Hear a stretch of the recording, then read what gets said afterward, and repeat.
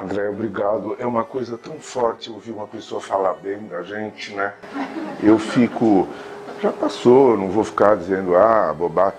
É uma coisa que a gente sempre acha que a gente não merece, né? Falar isso é bondade, é não sei o quê, mas a gente tenta, né? A gente tenta ser bom, a gente tenta fazer algo bom e um dia começam a reconhecer. Então isso é uma das emoções mais profundas. Eu acho que eu me lembro disso quando eu era pequeno e a minha mãe falou: que bonito esse desenho que você fez. Quer dizer, parece que que a gente sempre espera que a vida nos reconheça de alguma maneira na nossa tentativa de fazer alguma coisa que preste, né? Eu também estou aqui muito comovido. Nós moramos nesse país esquisito, né? Que é maravilhoso e que nos exaspera e que nos desespera, que é o Brasil. E como eu comecei nas ciências sociais, em 63, e muito depois é que eu fui parar no Jung, lá na Suíça, eu tive que tentar juntar esses dois rios, né? O das ciências humanas, que olham para a realidade externa, e da psicologia analítica, que olha para a realidade interna, e o meu assunto sempre foi o Brasil. Quer dizer, quando estudante, lá nos anos, antes do golpe militar, a Rua Maria Antônia era um centro intelectual de excelência, né, no Brasil, e a gente queria estudar para reformar o Brasil, para salvar o Brasil, para corrigir, né, a injustiça social, as mazelas, as desigualdades. A gente era movido por um desejo cognitivo que levaria a uma ação prática transformadora. Eu nunca virei assim militante da luta armada, porque eu não acreditava nisso, achava que não era por aí, mas eu bebia aquela água da gente querer pensar para agir, não era pensar só para ter um discurso, era um pensamento que orientasse uma ação. E eu não fiquei nisso, né? Eu estudei fora, fui ser professor da Unicamp e depois eu vi que o meu lugar não era assim, numa sala de aula, o meu lugar era dentro de um consultório. E o Brasil, né, que ficava nisso, né? O Brasil está em cada paciente, o Brasil está em mim, o Brasil está em vocês, o Brasil está em nós, o Brasil é o nosso problema. Porque o Brasil é uma maravilha e o Brasil é uma desgraça. E uma das questões do Brasil é o seu tremendo complexo de inferioridade, a sua tremenda cegueira, a sua tremenda ignorância de si mesmo, né? O nosso povo, o nosso país é um país que cospe no espelho. Ele se olha no espelho e cospe no espelho onde ele se olha. Isso é estranho, né? Isso não é um narcisismo às avessas, né? Que não consegue se enxergar direito, não consegue enxergar o que tem valor e fica procurando valor fora, fica se comparando lá, já estamos lá, não estamos lá, sempre olhando para fora, mas não olha para aquilo que tem que olhar. E eu, como eu sempre gostei de história, e tem tudo a ver com Jung, com a psicologia junguiana, né? A gente olha para trás, a gente olha para o antes, a gente olha para o de onde, né? Porque para eu poder falar para onde, eu tenho que saber de onde. Então, essa coisa de olhar para a história, olhar para o passado, olhar para a infância, olhar para o inconsciente, isso sempre teve presente, quer numa postura de sociólogo como numa postura de analista. Então, a minha questão é o Brasil, sempre foi, continuará sendo, e lá em Zurique, como todo mundo lá, a Solange acabou de fazer isso, a gente tem que fazer uma tese no fim da formação, com um assunto que a gente escolhe, né? E o assunto que eu escolhi para fazer uma tese no Instituto Jung de Zurique, que eu comecei em 78 e terminei a minha formação e a minha tese, era sobre os índios brasileiros. Mas como? Não é uma tese de antropologia, não é uma tese de etnologia. O que eu poderia fazer que tivesse a ver com o Instituto Jung? Então, eu propus o seguinte. Tudo bom? Que bom te ver. Tudo sincronicidade, né? Antes de ir para Zurique, eu trabalhava num órgão do governo e eu tive que fazer qualquer coisa no centro da cidade de São Paulo. Fui, fiz, estava livre e falei, vou andar a esmo, que é bom você andar. E de repente eu me achei no pátio do colégio. Isso foi em 76. Tô lá eu, no pátio do colégio, falei, nossa, é mesmo, né? Aqui que começou tudo, os jesuítas fizeram uma escola, isso aqui era território indígena, pegaram os menininhos, índiozinhos, para começar a deformar o caráter indígena e falar, seja como eu, né? O José de Anchieta, que é nome de escola, ele é o antipedagogo, né? Porque ele pega o aluno e fala, mire-se em mim e vire igual a mim, seja como eu sou. Isso é o começo da história.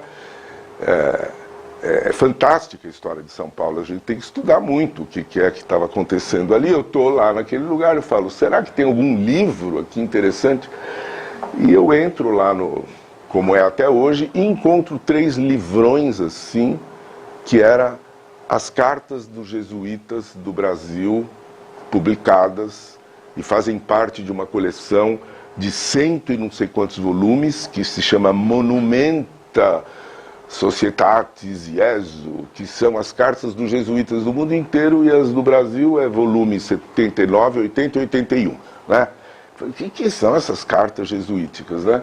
Então são os relatos, desde Manuel da Nóbrega para Inácio de Loyola, contando como era o Brasil e o objeto deles, que era catequizar os índios. Eu olhei aquilo e falei assim, nossa, isso aqui está me dando coceira, isso aqui dá para fazer alguma coisa com isso e eu não saber o quê. É o negócio da que é intuitivo, funciona assim, né? Eu comprei os livros, lembra quando você tinha que abrir as páginas com um abridor, que não existe mais aquilo, né? Eu tenho esses livros guardados porque é tão viva a minha recordação. E aí veio aquela revolução na minha vida que eu descobri qual que era a minha vocação. Tardia, mas essa vocação estava desde que eu era criança, né? De terapeuta, de cuidar da interioridade do outro. Então, como é que eu vou para Zurique, como é que eu vou conseguir ser aceito, como é bolsa, FAPESP, não sei o quê, precisa projeto. Eu fiz um projeto para a FAPESP, dizendo que eu ia estudar a visão do índio brasileiro no olhar dos jesuítas que vieram catequizá-los. E fiz uma coisa acadêmica, com toda a estrutura teórica, com toda a bibliografia, a metodologia, como que eu ia fazer. E eu disse assim, eu vou ler as cartas jesuíticas, diferente de um historiador, diferente de um literato, diferente de um antropólogo, porque eu vou usar um conceito junguiano, que é sombra projetada. Então, eu vou estudar a Companhia de Jesus, o catolicismo ibérico no século XVI, a Igreja Católica. Eu vou tentar ver qual é a sombra do catolicismo, e vou ver como esta sombra, não sendo reconhecida, é projetada em cima de alguém. Que digo eu, ela foi projetada em cima dos índios. Então, vou me apoiar na história, na sociologia, no Jung, para estudar um fenômeno que eu dizia que tinha acontecido, que era uma projeção de sombra letal. Então, esse foi o meu trabalho, essa foi a minha tese. Eu escolhi a Marie-Louise von Franz para ser a minha orientadora. Ela apoiou, ela achou que isso era muito importante, falar da sombra do homem branco. Até o fim da vida dela, ela dizia, nós temos que estudar a sombra do homem branco, a sombra do homem cristão. Eu fiz esse trabalho e publiquei um pouco depois, num livrinho muito modesto, que é esse daqui. O nome Espelho Índio, essa foto é minha, é de um pajé que já morreu, de um grupo indígena chamado Zoró, que fica no norte do Mato Grosso, onde eu fui fazer pesquisa nos anos 80. Fui 4 vezes lá, era um outro tipo de pesquisa, para mim foi fundamental aquilo. Eu peguei a foto dele porque este nome, Espelho Índio, para mim é o seguinte, o homem branco, ou o português, o colonizador, o jesuíta, quando ele olhava na cara de um índio, a cara do índio era um espelho onde ele não via o índio, ele via a sombra dele. Era um espelho que espelhava a sombra. Então, o índio é um espelho da minha sombra. Só que eu digo que a minha sombra é ele, né? Eu projeto e eu digo, o índio é preguiçoso, é imoral, não tem capacidade de acreditar em nada, nem chega a ser humano, é lascivo, é perigoso, vem toda aquela lista de coisas, eu digo que é ele. Mas aquilo sou eu, só que eu não assumo que eu sou. E esse é um mecanismo clássico, começou com o Freud, é um dos 5 mecanismos de defesa clássico, é indiscutível isso, né? Que existe projeção. Agora, sombra é Jung, não é Freud. O Jung veio com essa percepção de que existe uma realidade, um fenômeno que ele chamou de sombra, ele elaborou muito isso, ele fala da sombra pessoal, da sombra coletiva, da sombra histórica. Isso tudo foi muito útil para mim, e eu, feito isso, eu tive que esperar 9 anos para falar em público. Foi como de uma gestação, né? Eu já estava formado, comecei a trabalhar no Brasil, mas eu não estava pronto para falar, porque eu falo assim, eu falo por convicção, eu não leio. E eu precisava construir uma convicção de que eu falaria o que eu tenho para falar diante de qualquer público. Sejam intelectuais da Sorbonne, ou seja, alunos de uma escola pública do primeiro grau. Eu tenho que estar convicto, e convicção você não compra, ela se faz, dependendo das bases que você tem. E para mim demorou 9 anos. Então, nesses 9 anos eu não publiquei nada, não fiz nada, não escrevi, não fiz nada, só fiquei no meu consultório, mas continuava, né? Processando coisa em silêncio. Quando daí eu recebo o primeiro convite, como recebi o seu, em 92, recebi um convite de um grupo que queria fazer um primeiro congressinho junguiano do Brasil, em 92, aqui em São Paulo, e eu aceitei. Gambini, do que você quer falar? Eu falei, eu vou falar sobre a alma brasileira. Alma brasileira? O que é isso? Alma brasileira. O Villa-Lobos falou de alma brasileira, não fui eu que inventei, mas está na música, né? Mas a sociologia não fala de alma, não se falava isso, alma brasileira. E a alma não é um termo científico, não é um termo da antropologia, não é um termo da sociologia, mas é um termo da psicologia. Vocês sabem que o Freud, ele falava Seele, alma em alemão, que foi traduzido como mente. A tradução do Freud do alemão para o inglês tem os mesmos erros que a tradução do Jung do alemão para o inglês. Tanto que ela está sendo revista e há estudiosos que falam, o Freud falava de alma. Não, Freud não falava de alma. Ele falava. O Jung também falava. Mas o que é alma? É o que o catolicismo é um termo religioso? O que é isso? Eu me recuso a definir.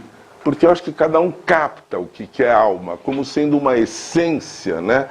Como sendo um traço interno de... Esta casa Jatobá há de ter uma alma, né? Que vem das pessoas, claro.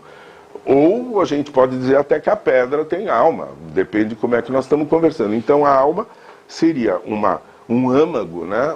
Uma substância que anima seres animados ou não inanimados, e aquilo transparece ou não transparece, porque pode haver uma intermediação de uma persona que negue a alma, daí a alma não aparece.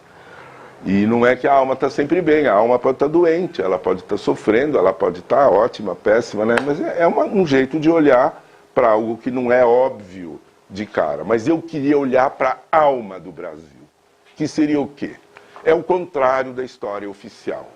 É o contrário da bela fotografia, é o contrário do discurso coletivo, é o contrário da consciência coletiva.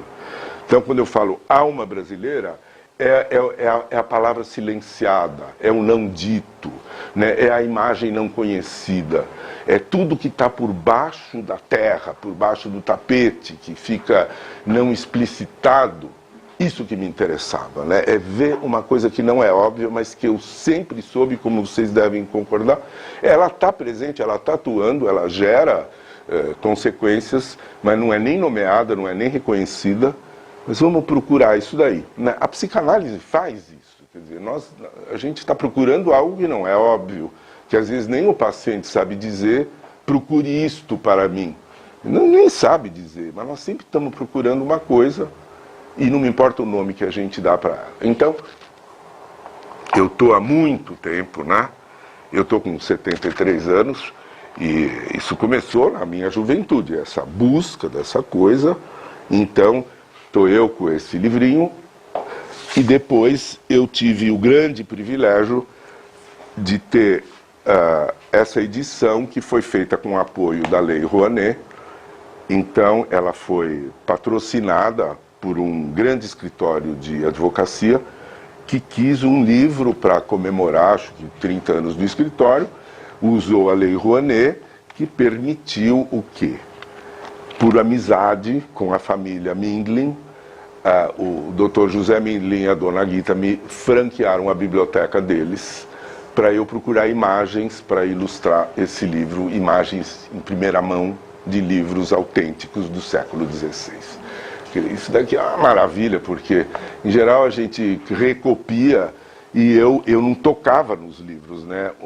Uma neta do Dr. Mindlin, a Lúcia, que é fotógrafa, ela punha luvas, e o outro primo, não, o irmão dela, que é arquiteto, eles punham luvas e eles fizeram, fala, Gambini, tem esses livros, você quer olhar? Daí eles faziam assim nos livros e falaram, essa aqui, né? Para achar imagens como esta, né? Que é de 1800 e pouco, em que você tem dois naturalistas europeus, um deles está desenhando esta cena, que é não é um jatobá, mas é como se fosse dessas árvores gigantescas do Brasil, e os índios estão fazendo como que uma ciranda, uma roda, em torno do tronco da árvore, e o alemão está desenhando esta cena. Isso aqui é uma samaúma, provavelmente não existe mais isso, ou se existe, está lá no meio da floresta amazônica. Pode ter sido, mas para nós é uma imagem incrível, porque tem uma estrutura de mandala, tem esse centro. E para mim, isto aqui é o povo brasileiro. Quer dizer, as raízes desta árvore. Imagina o que são as raízes. Imagina este tronco, imagina como isto se abre. E neste tronco você tem os três troncos, as três seivas, como falava o Darcy Ribeiro, que é a indígena, a africana e a europeia branca, que formam um tronco só, que depois se abre frondoso e vai se diversificando e dará flores e frutos e sementes, etc. Nós não vemos aqui, né? E é como se os índios no solo tivessem circundando esse eixo brasileiro, né, num ritual, como dando abertura. Bom, e como essa, um monte de outras imagens que eu achei para desenvolver essa tese, e que também está um pouco falada nesse livro Outros 500, que é um livro que foi todo falado, que eu vou desenvolvendo essas ideias.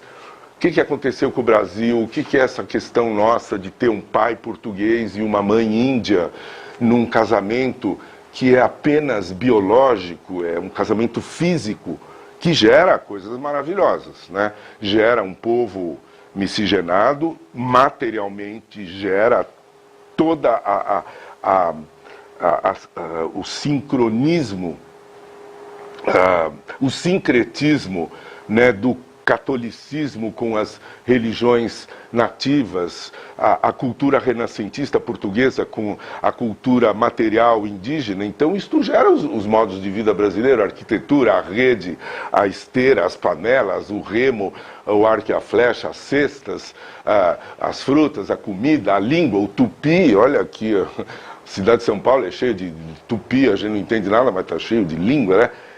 Isso é no plano material, porque a união entre este homem e esta mulher, que gerou os menininhos e as menininhas, esta mulher tinha um corpo, mas é como se ela não tivesse interioridade nenhuma. A interioridade da mulher, mãe do povo brasileiro, o ventre índio, né? É uma mulher vazia. Ela não tem história, ela não tem sensibilidade, ela não tem interioridade, não tem subjetividade, não tem ética, não tem imaginação, não tem mito, ela não tem nada. Ela é um corpo, ela é uma mulher vazia. Pronto, esse é o nosso drama. Porque se a gente é um povo que começa o seu segunda parte em 1500, porque a primeira parte é o que é hoje, né, que nós vamos falar hoje, mas a segunda parte começa em 1500, já começa completamente deformada, porque metade da alquimia é negada. Então não deu para ter uma alquimia. entre Península Ibérica renascentista e o novo mundo tropical, né? Uma alquimia, como Jung usou tanto essa metáfora, você tem uma junção de opostos que gera uma terceira coisa que não é nenhum nem outro, nenhum dos dois é destruído, eles são transcendidos no filho, né? Na pedra filosofal, no ouro do filósofo que vem daqui e vem daqui. Que seria o quê? Um estilo de consciência e outro estilo de consciência. Uma consciência baseada na racionalidade, né, numa experiência de ego novo em folha, né, o navegador, olha que ego, a contestação dos dogmas. Eu não acredito que o Sol, que a Terra é o centro. Isso é um ego novo que apareceu. Eu atravesso o oceano, né? Eu tenho uma caravela, eu tenho uma bússola, acabou a Idade Média. Então, isto é a consciência ibérica maravilhosa, uma ânima maravilhosa, que a gente conhece pouco, mas se vocês forem ver a música polifônica de Évora, é como a de Palestrina na Itália. Quer dizer, havia um requinte na cultura árabe, na Espanha, na cultura portuguesa. Só que a ânima não veio para cá, a ânima ficou lá.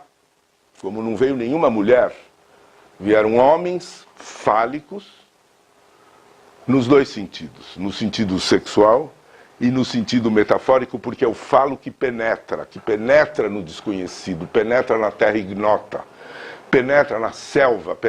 Isso é penetrante, né? Fálico, é maravilhoso, mas ele desvirgina, ele estupra, né? É um falo descontrolado porque ele não tem o outro princípio, é um lingam que não tem um ione, né? É um masculino que não vem acompanhado do princípio equivalente, que é o quê? É o acolhedor, é o que cuida da vida, é o útero. Você tem o falo, mas você não tem o útero. Na formação do Brasil no elemento paterno. Então o elemento paterno é exclusiva e unicamente fálico, e o elemento materno é um útero físico e não é visto como um útero psíquico que acolheria as duas consciências num útero psíquico e produziria a simbiose de ambas numa terceira. Por quê? A consciência europeia era racional. É a linha reta. Olhem os mapas do Brasil do século XVI. Olha as capitanias hereditárias. Tratado de Tordesilhas, capitanias hereditárias, assim. Quer dizer, é a linha reta, é o ângulo reto, né? É o esquadrinhamento, né? É a grade cartesiana. Agora, o mundo indígena, ele é intuitivo, ele é mítico. A cognição indígena, ela vai por outro circuito neuronal, mas ela é tão válida quanto. Existe uma astronomia indígena, existe uma taxonomia do mundo animal, do mundo vegetal, existe conhecimento do poder curativo das plantas, existe um conhecimento das leis da natureza que a racionalidade europeia não conhecia e que não conhece até hoje. Está lá, quer dizer, o mundo indígena tem um conhecimento do que, como você mexe com a natureza, que não veio pela razão. Há um conhecimento da arte de viver, né? O que é necessário para que um ser humano não se mate e queira viver? Como é que a gente cria formas sociais, parentesco, maneiras de viver, de ensinar, está tudo lá. Então, você tem duas criações humanas contrastantes, mas absolutamente equiparáveis e que poderiam ter feito isto aqui. Este é o drama do Novo Mundo, porque isso não aconteceu desde o Alasca até a Patagônia, isso não aconteceu. Quer dizer, houve o predomínio de uma polaridade com a destruição da outra. Então, o nosso começo é trágico, a palavra é trágico, porque tem uma destruição de algo que era extremamente valioso, que foi destruído, negado, como se não tivesse valor nenhum, além de ter havido um genocídio. Vocês sabem que a população do planeta Terra, em 1500, era de 400 milhões de pessoas. Isso está no Tzvetan Todorov, A Descoberta da América, que é um grande livro. Ele não era historiador, mas ele é uma das minhas referências, o Todorov. 400 milhões de pessoas. Nas Américas, estavam um quinto. Quer dizer, quanto que dá? 80 milhões. Era o cálculo que a população das Américas era de 80 milhões de pessoas. Granada e Veneza, que eram consideradas as cidades mais lindas, eram menores do que Tenochtitlan, do que a cidade do México, que também era cheia de canais. A cidade do México era mais construída do que Veneza ou Granada. O México tinha 25 milhões de habitantes.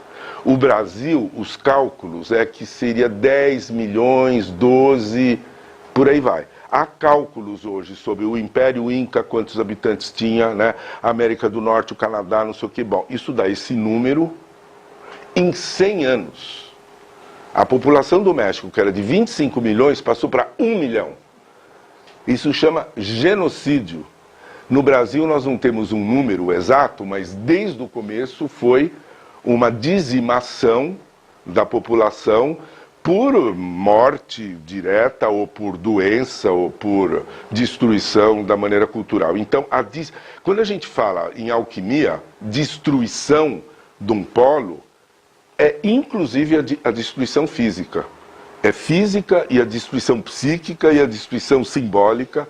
Então, a história é assim, ela é completamente desequilibrada, com o predomínio de um lado sobre o outro. Aí começa a formigar a cabeça da gente, como é que a gente pensa isso. Então, essas coisas eu fui elaborando com as minhas leituras, com as minhas reflexões, etc, etc, para daí você olhar de novo a carta de Pero Vaz de Caminha, você olhar de novo a pataquada que a gente aprendeu na escola, do descobrimento, que é uma palavra completamente inadequada, mas a gente continua usando até hoje. A palavra descobrimento não faz o menor sentido. É a mesma coisa de eu ir para... Eu vou para a Patagônia e eu digo que eu descobri a Patagônia porque eu não conhecia. Quer dizer, aquilo que eu não conheço, eu descobri. Quer dizer, você não tem nada mais autocentrado do que isso, né? Se eu não conheço, não existe. Na hora que eu conheço, eu descobri. É um pouco isso, no fundo, né? A palavra correta seria invasão, eu acho, né? A invasão. Porque, veja, o nome América vem por causa do Américo Vespúcio, né? Então é a versão feminina, vira América. Todos os nomes, Colômbia, de Colombo, né? É muito interessante. A nomeação também ela revela as relações de poder, né? Então, a gente, pensando desse jeito, a gente começa a rever tudo. Nossa, mas eu aprendi de um jeito, eu tenho que desaprender, eu tenho que aprender de novo, né? Então, eu comecei a pensar assim, o que começou a ser perdido a partir de 1500? Não o que começou a ser ganho, o que começou a ser perdido, né? Então, a leitura das cartas jesuíticas e tal, eu fui elaborando a grande perda da qual nós descendemos. E aquilo que foi perdido, eu comecei a chamar, em 92 eu falava alma brasileira, um pouquinho depois eu comecei a falar de alma ancestral. A alma ancestral do Brasil, há uma ancestralidade, e essa ancestralidade tem uma alma ancestral, que é um patrimônio que não está tombado pelo IFAM ou pela Unesco, mas deveria estar, é um patrimônio de sensibilidade. E não é um patrimônio material. Nós não temos pirâmides, nós não temos monumentos de mármore, você não tem uma coisa material para dizer isto é patrimônio da humanidade, mas nós temos um patrimônio, sim, ele é imaterial, esse termo não é meu e eu adorei, é do Dante Moreira Leite, patrimônio de sensibilidade humana, que foi cultivada no decorrer de séculos, e é um patrimônio porque é um corpo de observações sensíveis, de ideias sensíveis, de realizações que vêm da sensibilidade. A sensibilidade vem de onde? Ela vem do coração. É de lá que ela vem, né?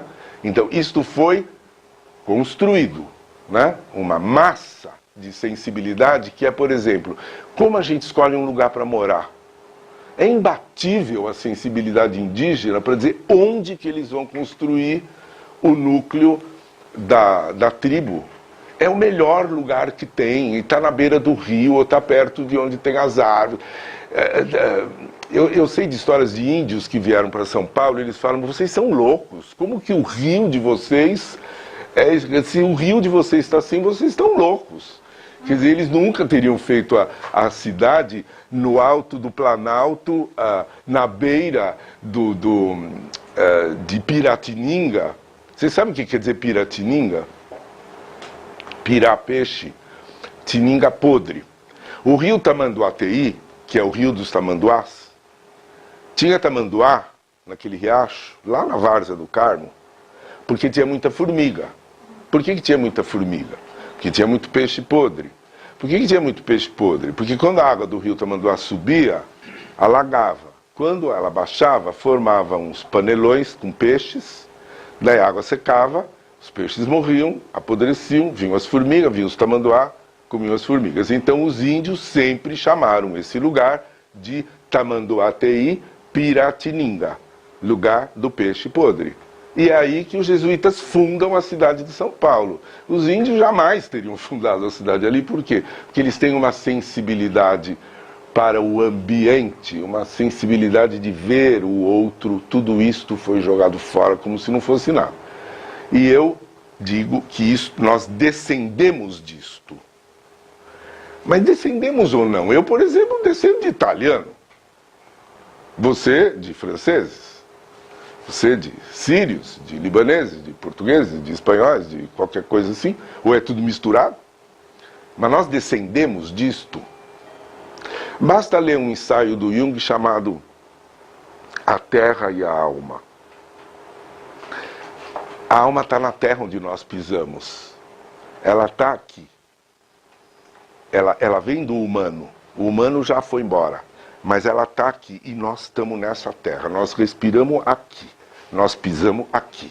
É aqui que a gente vive. Então nós somos herdeiros daquele passado.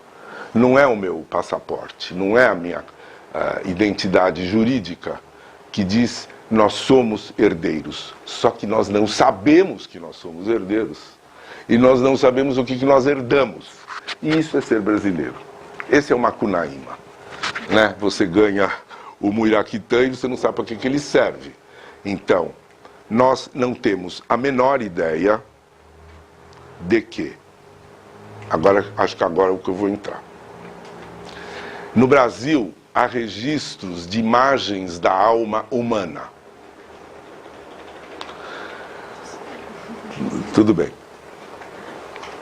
Há registros que a gente não conhece, mas vamos conhecer, vamos começar a conhecer. Isso foi desconhecido até agora. Esses registros, eles existem porque há um fenômeno, é uma metáfora, é uma amizade maravilhosa entre pedra e alma. A pedra é a coisa mais material que existe. A alma é a coisa menos material que existe, mas as duas ficaram amigas. Porque a pedra recebeu as imagens da alma pintadas por pessoas usando pigmentos que foram passados na pedra. A pedra absorveu 2 milímetros na mineralidade dela, e esses pigmentos e as imagens formadas no Brasil tem 14 mil anos e está lá no sol e na chuva. Não está protegido como na França, que você não pode nem entrar na caverna de Lascaux, você tem que entrar numa réplica, ou na de Chauvet, que eles fecharam, e está certo fazer isso. Mas aqui está ao sol, está aberto, e está lá imagens.